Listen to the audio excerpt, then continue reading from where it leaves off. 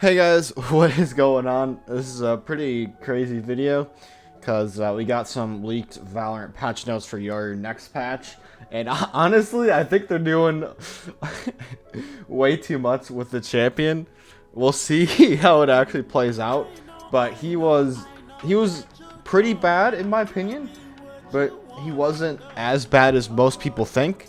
And then with these patches, I think you can see my highlight, right? They pretty much buffed him 6 times in one patch.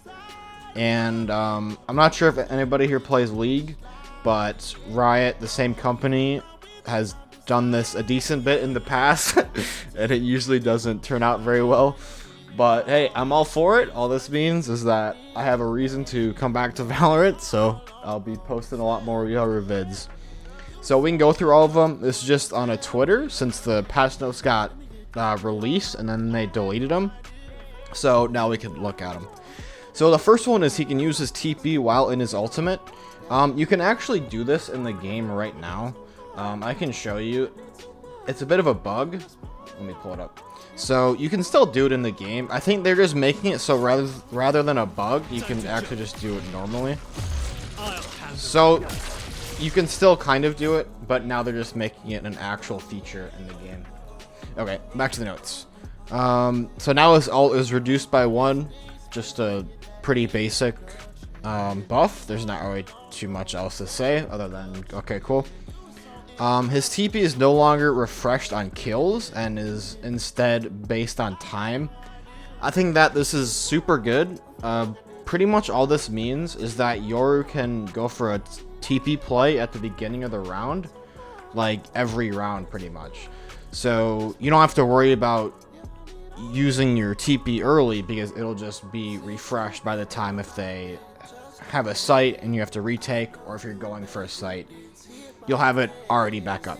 So that's just another huge buff. Pretty much he just gets a lot more TPs per round, which is super good. And his TP now lasts 10 more seconds.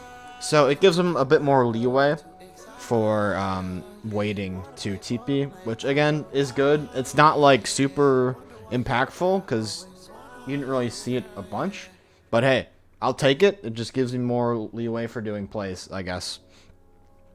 Now, so those alone would have been a pretty chunky buff for him. Like, I think it would have put him back into the like okay category. And then his main problem were his flashes, and then they just completely took away all of those problems pretty much. So his flash time to like go off after being hit for a wall is down by 0.2 seconds.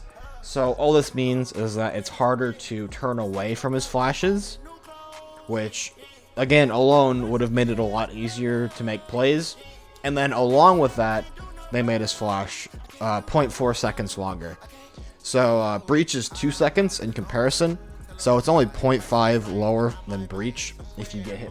Sorry, I had to re-add this in post because I forgot to talk about it.